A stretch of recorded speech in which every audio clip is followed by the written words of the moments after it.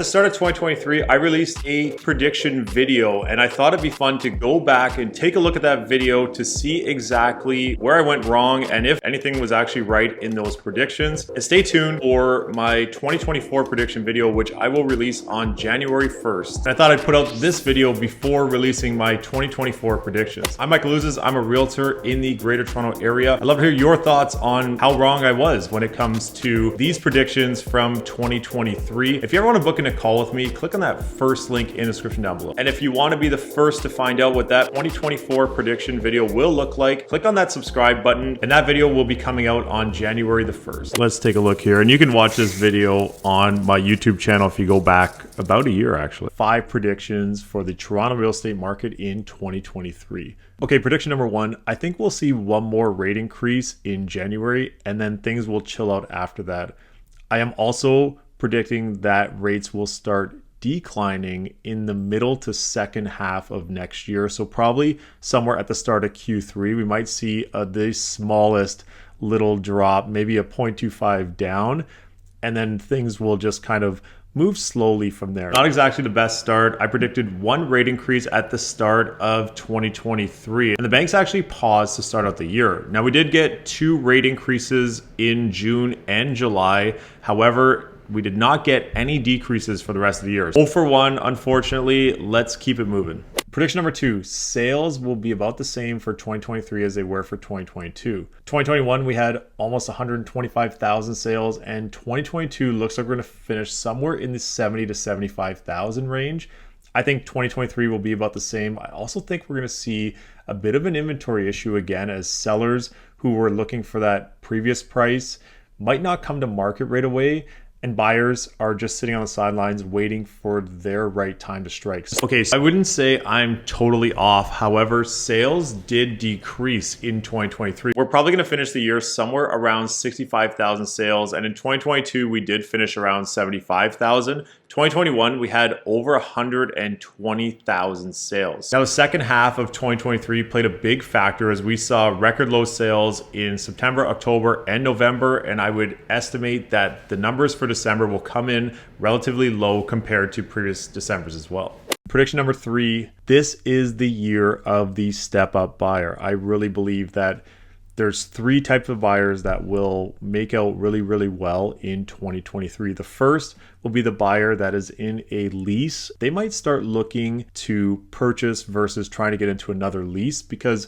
lease prices have come up significantly. And if a tenant rented their property in 2020 or 2021, they've been paying well below market value now for the current rates. So I think if that's the case, they will step into the market. I also think those with condos or townhouses may be looking to sell that property and step up into the freehold segment. That one's a little bit tough to quantify as we don't really have data of how many people have gone from lease to purchase. However, I will say that I do think 2023 presented a really good opportunity for step-up buyers. And when I get into my 2024 prediction, I'm probably going to mention the exact same thing. As prices have pulled back and rents have hit new record highs, I do think that those looking to either get into a new lease compared to maybe purchasing something might be a conversation worth having. And those that do have condos or townhouses may be looking to get into the detached market, since the delta will be more in their favor as we move along into the new year. Prediction number 4, the new rules that are being inputted by the government are not going to do very much. We have a foreign buyer ban starting on January 1st. There's a new Toronto vacancy tax as of February the 2nd, and the possibility, we're still waiting to see if it's going to come through yet,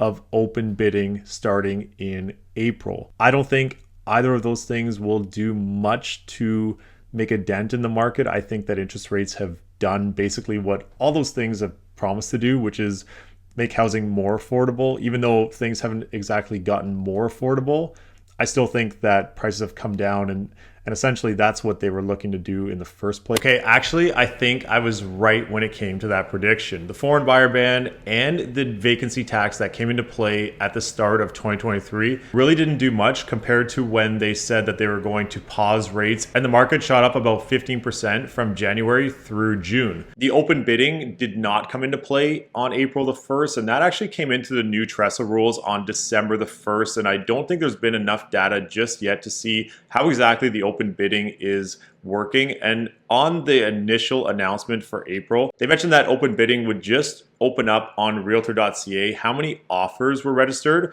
whereas a new rule from December 1st is that the seller has the choice on whether or not they want to reveal any contents of the offer during an offer presentation. It'll be interesting to see how that plays out. However, I will say that that prediction was right. So maybe like 2 out of 4 so far. So 50%. Let's keep it moving. Prediction number 5, rent prices are here to stay. 2020 and 2021 were huge discounts when it comes to rent. And I think a lot of the papers love to play up the headlines that rent prices are up $500 where they were last year. Keep in mind, they had dropped $500 from where they were in 2019. So I think that we're at a level now where rent prices were going to stay where they're at. It might not increase too much more. I mean, $2,500 for a 1-bedroom is not cheap by any means.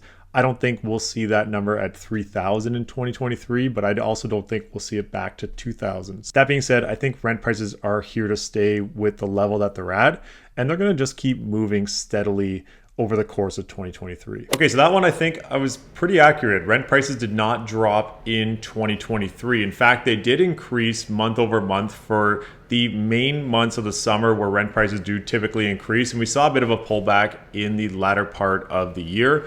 I do think that $2,500 for a 1-bedroom is kind of where we're settling in right now going into 2024, and that number may increase as we get through the year, but that we're going to discuss in the new prediction video on January the 1st. Hope you enjoyed that video where I was wrong. Basically 50% of my predictions didn't exactly go according to plan. It'll be interesting to see how they play out in the new year, and drop your comments down below on just how wrong I was, or if you thought things would play out differently in 2023 as well. I'm Michael Ouzas. Thanks for watching.